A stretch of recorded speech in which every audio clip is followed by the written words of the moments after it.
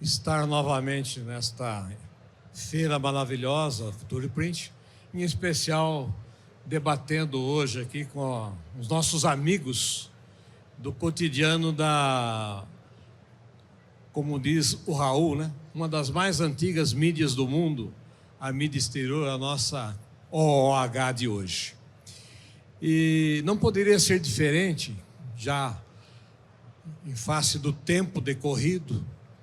Nós estamos aqui com dois empreendedores que não são só sonhadores, mas são realizadores de sonhos. A Terezinha e o nosso amigo Formigoni.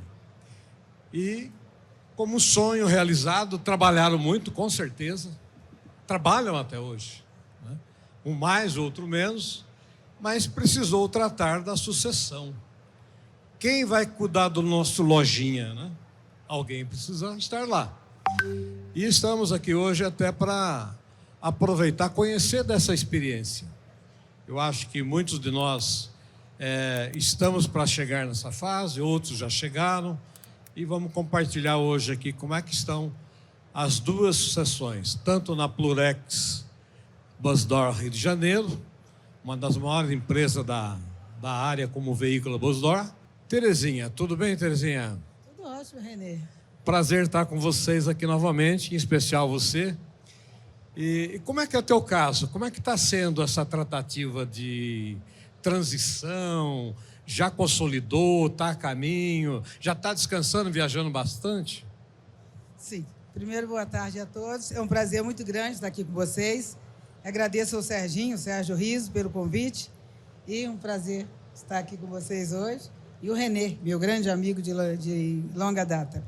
Bom, o processo de sucessão na Plurex, ele começou de uma forma, eu acho que diferente das outras. Ele não começou como um processo de sucessão, porque o Rafael começou a trabalhar na empresa, parece que temos aqui uma coincidência, aos 14 anos, e aos 16 anos eu tive que emancipá-lo, e ele se tornou sócio da empresa, diretor da empresa, e aí nós começamos. Ele muito novo, os funcionários não o respeitavam, porque ele era o mais novo, eu tinha que estar, naquele momento, ameaçando demitir um ou outro, caso não o respeitassem, e ele não tinha também noção do que era ser diretor de uma empresa. Então, o comportamento dele era de adolescente. E os funcionários também. Então, nós tínhamos ali o primeiro atrito, um dos primeiros desafios, que ali começava uma sucessão que já dura 30 anos e ainda não terminou. Cada caso é um caso, né? Cada caso é um caso. E sucessão depende muito também das famílias, dos relacionamentos, como que a coisa se posiciona. Então, nós vamos abordar aqui a nossa experiência, a nossa realidade, que pode ter alguma parte interessante na aplicabilidade de outras empresas ou não. E aí nós fomos caminhando. Depois veio a parte da informatização, porque quem vem, os mais novos, tem muito mais facilidade, todos nós sabemos. E aí entra o processo inverso, veio de baixo para cima. Ele que informatizou a empresa toda. E eu me lembro do primeiro programador, eu conversei com ele e falei, olha, eu preciso que o trabalho seja feito assim, eu estou trabalhando desta maneira. E posicionei para ele lá os cadernos, as observações, aquelas coisas, e ele foi desenvolver o programa junto com o Rafael. E aí é engraçado, eu que era para estar ensinando e passando, e comecei a ter dificuldade para entender aquilo. Então, foi um processo inverso. A informatização foi feita por ele, mas eu tinha que me atualizar e entender também, porque a experiência e a responsabilidade era compartilhada, mas a dele muito menos, mesmo que não tinha maturidade suficiente para isso. E ali começava paulatinamente, sem a gente ter noção da importância de uma sucessão, ela acontecer, dia a dia. Entendeu, Renê? Perfeito. E aí nós fomos caminhando e estamos caminhando até hoje, várias experiências nós passamos juntos. O Rafael a empresa tem 44 anos, o Rafael está lá há 30 anos, então ele está mais do que qualificado a assumir a empresa a qualquer momento.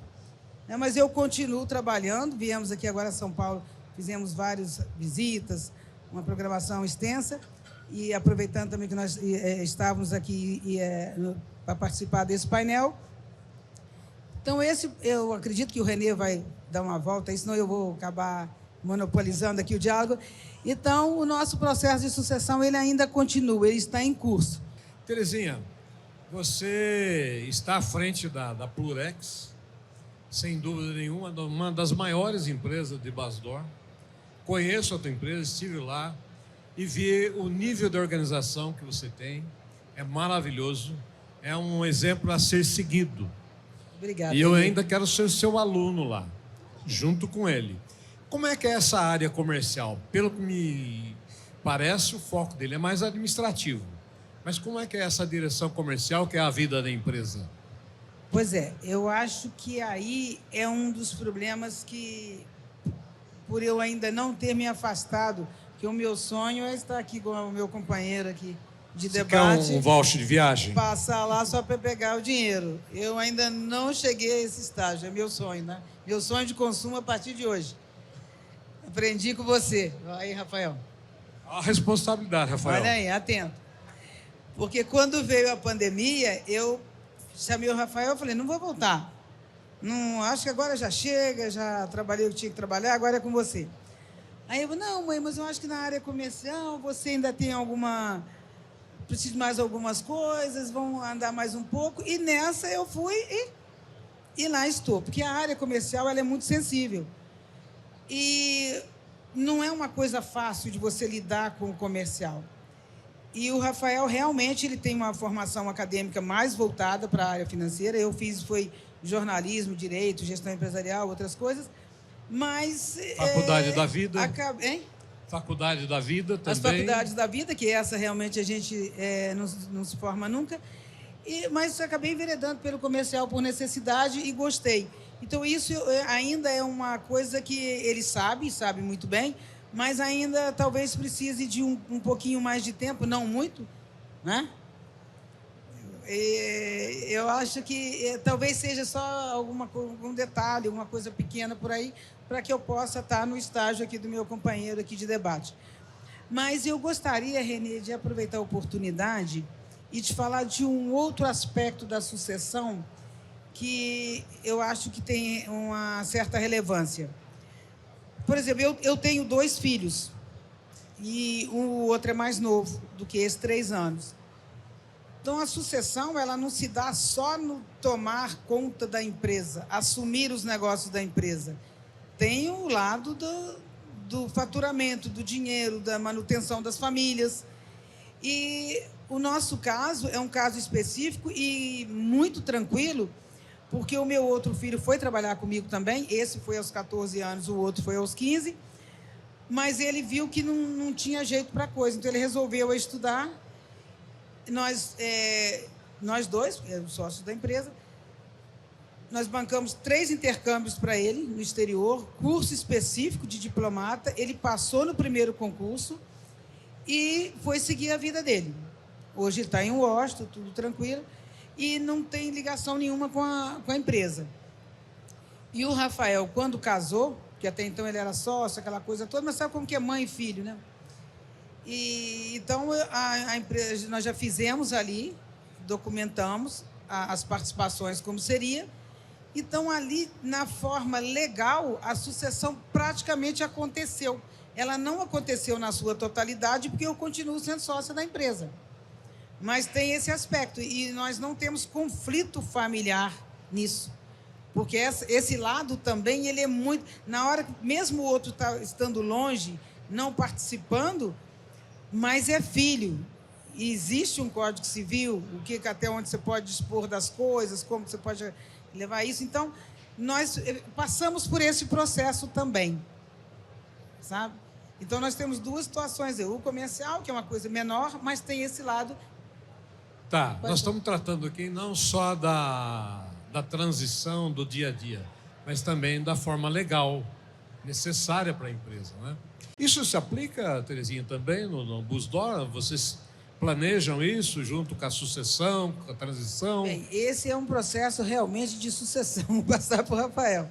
Porque até aqui eu trouxe a empresa no formato que ela tem, como você nós tivemos o prazer de receber você lá, e por 40 anos eu trouxe a empresa do meu jeito. E, de uma certa forma, o Renê, quando se trata de mãe e filho, pai e filho, às vezes a gente tem que tomar muito cuidado na colocação que às vezes a gente faz. Às vezes eu tenho medo de estar tolindo um grande projeto, porque às vezes a gente é muito decisivo, né? Pela experiência que a gente tem, a gente acha que aquilo vai ou que não vai. Então, de uma certa forma, esses projetos novos, eu até gostaria que o Rafael falasse a pretensão dele em relação a isso. Com a porque eu palavra, deixei isso com Rafael. ele. Vamos lá, Rafael. Sinta a responsabilidade. Correu, né? Não, o que acontece é o seguinte, a mídia no ônibus em si, que é o carro-chefe da nossa empresa, é um pouco complicado de você botar o LED ali. Até tem uns projetos, alguma coisa, mas não uma coisa simples, tanto que no mundo todo você vê LED em todo lugar, mas no ônibus mesmo é mais difícil de você ver esse tipo de aplicação. Tem como? Tem como. Mas eu acho que ainda tem um caminho a percorrer para o ônibus. Talvez fosse o caso de assim, diversificar o leque de produtos da própria empresa. E aí é esse o ponto que ela está falando, que isso ela não quer mudar, não quer, né, se aventurar por isso. Não quer perder o foco. É isso. Então, não quer se perder quiser, o foco. e aí ela sempre fala isso. Se quiser, então você toca isso, vê como é que faz e tal. E a gente está nesse momento da discussão, entendeu? Mas para o Perfeito. ônibus em si, o LED é uma coisa meio pro lado de fora, principalmente, que é o forte. Isso que eu estava lembrando e iria perguntar. E para dentro do indoor, para dentro do bus? Então, para dentro até seria viável. O problema é que o histórico que a gente tem, por exemplo, a TV no ônibus, é uma coisa que está aí, mas não foi muito. Pelo menos o que a gente vê de tempo de resultado, não teve essa representatividade toda. Então, é um investimento que, no momento, para a gente, não se justifica. Perfeito. Terezinha, quer acrescentar alguma coisa, Terezinha? Não, é o seguinte, em relação ao ônibus, agora mesmo eu vim do leste europeu e a gente observa que a mídia em ônibus ela não se altera muito por legislação local, por movimento com movimento. Então, nós temos painéis, nós somos conhecidos pelo ônibus, nós temos alguns painéis também, e nesses é possível se aplicar o LED, mas a mídia em movimento, em um veículo em movimento, tem sempre uma restrição. E é uma coisa interessante, porque o ônibus ele tem uma capilaridade que nenhum outro meio tem. E é relativamente barato, não estou aqui para vender aos o produto. quatro cantos, exatamente, por um custo muito bom. Então, e você vê, por exemplo, eu tive agora, você olha em Budapeste, você vai a Praga, qualquer outros lugares, eu viajei a vários lugares, e a gente vê aqueles mesmos formatos que tem aqui. E, às vezes, até formatos mais antigos, como aqueles Duraplaque ainda. Você vê em Paris, ainda tem isso. Então, não se muda muito. É uma coisa que não é só aqui. Então, eu observo quando eu viajei o mês passado, vou viajar agora na próxima quinta-feira, e eu tenho um acervo de fotos de mídia em ônibus, eu acho que não é tão grande quanto o Serginho tem de mídia exterior, porque tem o maior acervo da América Latina de mídia exterior, mas eu tenho alguma coisa próxima disso em ônibus, né, de mídia em ônibus, e eu observo, sabe, Renê, que não existe essa inovação, existe no formato. Nós temos vários formatos, o ônibus ele é explorado de várias formas, existem projetos especiais, mas esta parte ainda de LED, essas coisas no ônibus, talvez o professor Laerte venha aí, né, com alguma novidade para a gente. Mas, no momento, nós ainda não chegamos a um denominador comum em relação a isso.